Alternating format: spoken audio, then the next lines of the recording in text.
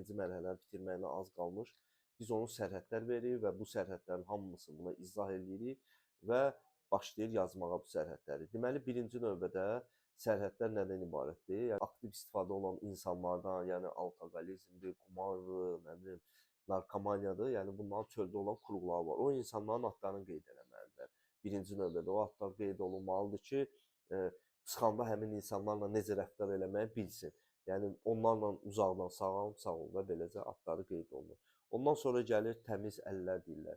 Yəni yaddaş verəsi, məsəl üçün telefonlardır. Yəni qumarla bağlı bir çox nə olur? Yəni telefonla, həmin telefonlardan uzaq olmalıdırlar. Və bir çox koeffisient yazırlardı. Yəni bunlar iqromaniyanın atributları var. Onlardan uzaq olun. Narkoman da həmçinin alkoqoliklər də. Bunlara o musiqilər var, hansı ki musiqilər var, bunlara eyforik yaddaş verir. O eyforik yaddaşlardan uzaq olmalıdırlar və yəni onlara o çağırışlar edir də, elə bir ki, həmin o istifadəni riskləri var. O risklərdən uzaq olmaq üçün bunların hamısı qeyd olunur. Sonradan gəlir bizdə ən əsas birlərindən biri pul sərhəddir. Birinci növbədə yəni bunların müəyyən miqdarda 10 manat, 5 manat yol pulu ya siqaret pulu belə bir şeylərlə qaynı olmalıdır. Artıq pul olmaz. Yəni çox vaxt çıxır valideyn həmən bunları pul verir, işlərlə belə şeylər olmaz. Ona görə də qranisa 10 manatdır. Apteka nəyə görə sərhəd qoyulur? Taxsamanlar var, narkomanlar var, bunlar alkoqoliklər var. Bunlar apteka girəndə birinci növbədə aptek bunlara yaddaş verir. Yəni sonuncu dəfə gedib oradan hansısa bir atributlar alıb, nəsə alıbsa buna yaddaş verir.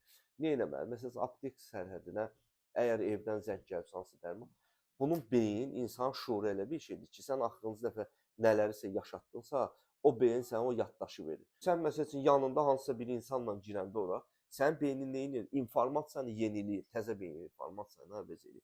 Ona görə yəni aptek sərhədləridir, sonra skandallardır, mübahisələrdir, bunlardan uzaq olmalıdır. Aha, sərhədlərini, yəni şəxsi sərhədlər var. O sərhədləri qorumaq üçün yəni necə rəftar eləməlidir, kimsə bunun üstünə gəldikdə, ya bunu kontrol elədikcə necə sərhədlərini saxlamaq. Əgər görürsə mübahisə qaçılmazdır, burada nömrələr qeyd olunur, yəni öndə gedənləri bizim nömrələrimizə müraciət edir və biz onu həmin o problemlər həllinə kömək edirik. Romantik yəni görüşmələrdir, romantik həyatdır, yəni bunların heç biri yaşanmamalıdır bir il ərzində. Çünki bu insanın hansısa bir sevgi, eşq macəraları insanı emosional yerlədir və sən emosional yerləndikcə istəyərsən ki, yəni öz qiymətini qaldırmaq üçün xanımlarla nəsə alasan verəsən, həmin müddətdə sənin elə bir şeylər var ki, imkanın çatmayacaq, məcbursan nadürüstlüklə eləməyə, manipulyasiya eləməyə və bunlar da nə edir? Sənin sağaltmağını axsaldır. Ona görə bunlardan uzaq olmalısan. Hər bir insanın özünün individual zəif yerləri var, yəni asılılığın riskli ocaqlar var. Yəni o hansı ocaqlardan uzaq durmaları üçün yəni sərhədlərdir, yəni bunları da açıq şəkildə yazır.